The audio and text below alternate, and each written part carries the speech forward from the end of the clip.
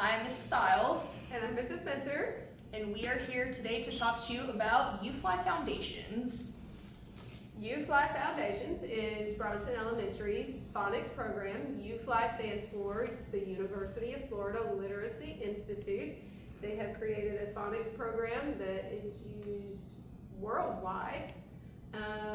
We use it here for our explicit phonics instruction to help our students learn letter sounds and how to spell and write, and eventually move on to reading. Today we're going to show you a lesson 35A. It is a short A review. And we're going to show a roll and read, and we're going to show a fluency passage. This is a decodable reader, and then we're going to show a brief example of how you can do home practice with your student at home.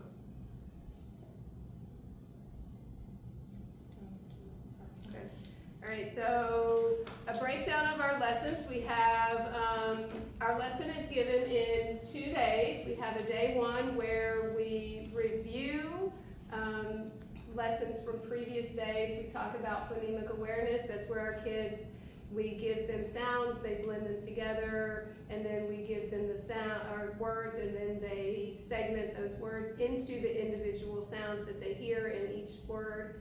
We show them letters, and they tell us what those letters are, so that is for our letter sound correspondence. Then after that, we do an auditory drill where we say the sound of the letter, and then they tell us what that letter is. They usually write it on their whiteboards. We do a blending drill, which is where we, as the teachers, put the words into the program, and the students are supposed to help us blend the word. Like, for instance, at, we would put AT in, and they would read at, and then say the whole word at, and we go through a list.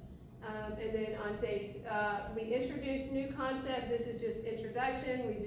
We explain what the concept is, and then we do a little bit of reading of some words that follow that concept. For instance, we're writing there. So watch me read. This is where the teacher reads. We read at, sat, and then when the students read, we all read together at, as, and as we go along, the idea is that they will get faster, and we'll go mat, sad, map, had, and then we spell. So at that point, I would spell a word. My word here would be tap. So I would write either on my screen or on my dry erase board. I would sound it, app, and then I'd write those letters that go along with those sounds, show it to my friends, and then we have a we do part where we then ask, ooh, go back, sorry.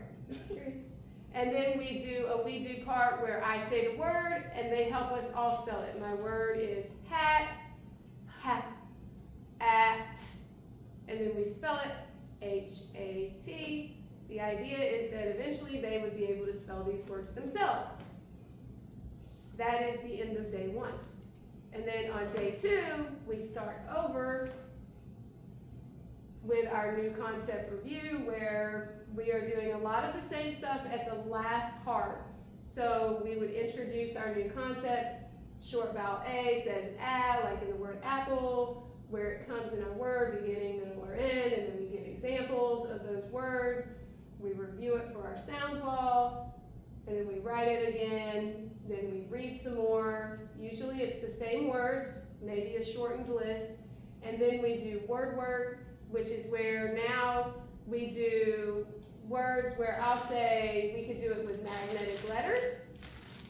That's for some of our friends who have a little bit of trouble writing or are just learning, and it helps them a little bit better. Or we write it on our dry erase board. We'll start with a word, and then we'll ask the students to manipulate the word. So for instance, my first word is at. We'll write it on our board. At. And then from there, I would say, all right, friends, now I want to change my word to mat. How would I change my word? I need to add an M before my A. Very good. Excellent. Now, I'm going to write SAT on my board. And I would like you to read the word for me. Sat. Nice. And we would go through a whole list of words going back and forth between reading and spelling, so that they get that reading and writing part. Then we go through some irregular words where we introduce irregular words. This is the part that a lot of parents are like, hey, I don't know what we're doing here. So if you look, you see there's a heart under the part that you should remember by heart. So in this instance, you would say, why is I an irregular word? Well, at this point, I is an irregular word because we have not learned the long vowel sound for I. We have only learned that I says it. So that is why I would be an irregular word for these guys at this point. Here we have it. Our irregular words are usually partially decodable. That's what the blue boxes underneath mean on both those. And then here in the middle of said, we have this heart saying that AI together says eh and not it. So if we were to sound it out phonetically, it would be id. That's a really strange word. It's even hard to pronounce, sa'id. So we have to explain to them, you have to remember this AI together says the eh sound and the word becomes said. Okay? And then we have connected text, which begins with us reading sentences. So we would go through and we would read these sentences with our students. And then eventually we get to the writing part where I read a sentence and then they have to write it on the board. So my first sentence is I nap.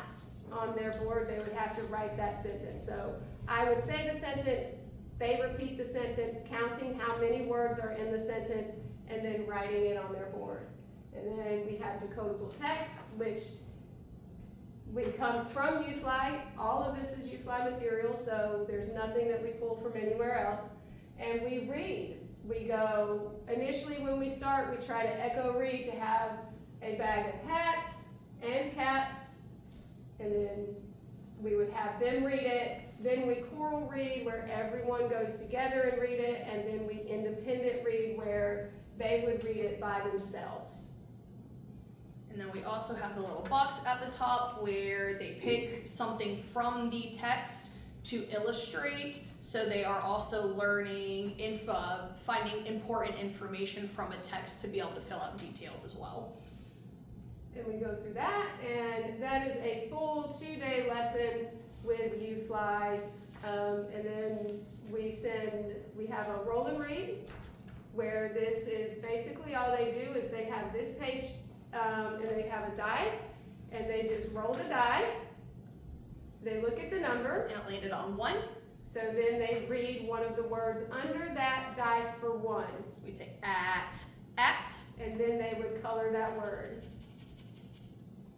And now get to roll it again. 5, so we go to 5 and read the words down there. And the idea is to continue until you have colored the entire page. Some kids are like, this is a lot. Yeah, it is, but the more you practice, the easier it's going to get. So And that's our goal. Sometimes they'll roll and you'll get the same number, but the row will be completely filled, so you're just going to roll until you get a different number and you can read all of them. Or if you want it to be a free shot, you can let them pick a row that still has some available and let them read from that row so it doesn't take as long. Our last piece is our home practice lesson.